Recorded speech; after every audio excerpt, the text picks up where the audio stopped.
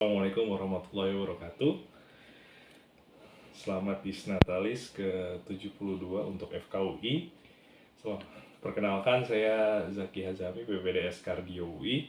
Di sini saya mencoba untuk unjuk bakat saya, yaitu stand up comedy. Stand up comedy adalah sebuah cara sebenarnya di luar negeri untuk menyampaikan keresahan-keresahan yang ada. Dan akhir-akhir ini memang saya banyak keresahan, terutama saya sebagai seorang nakes, di mana saya sangat geram melihat korupsi yang dilakukan oleh mensos kita, konsumsi bantuan sosial yang harusnya buat orang-orang yang tidak mampu.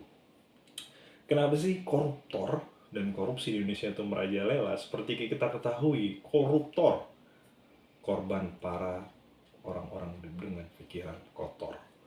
Kenapa koruptor di Indonesia itu merajalela dan korupsi merajalela dibandingkan dengan di luar negeri? Kalau di luar negeri, kayak di Arab Saudi nih, itu pencuri aja tuh tangannya itu dipotong. Kalau di Indonesia, masa tahanannya yang dipotong. Boom. Kalau di Cina, para koruptor digantung mati. Kalau di Indonesia, kasusnya yang digantung. Makanya mereka pada selamat.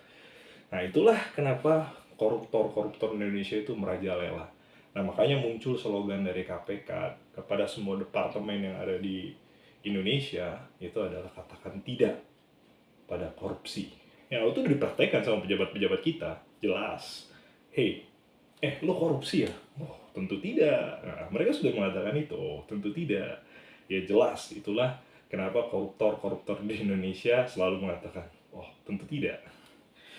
Nah, di Indonesia ini juga saya juga geram dengan keadaan-keadaannya. Kita tahu kalau misalnya sebagai clinician, kalau penyebab penyakit dari suatu orang terkena penyakit itu bisa dari kongenital, bisa juga dari acquired yang didapat. Tapi kalau para koruptor itu kena sakit tuh cuma satu ideologinya, ketika dipanggil sama KPK. Nah, tiba-tiba serangan jantung. Aduh, sakit jantung saya. Nah, itulah kenapa para koruptor tiba-tiba dipanggil KPK jadi sakit.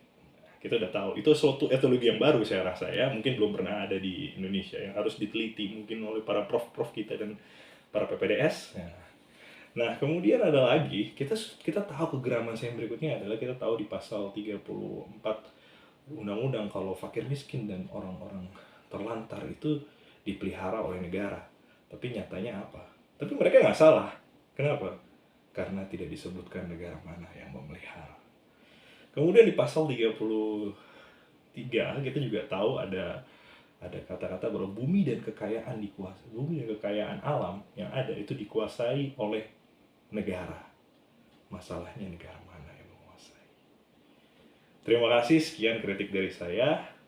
Jaya selalu FKUI. Assalamualaikum warahmatullahi wabarakatuh.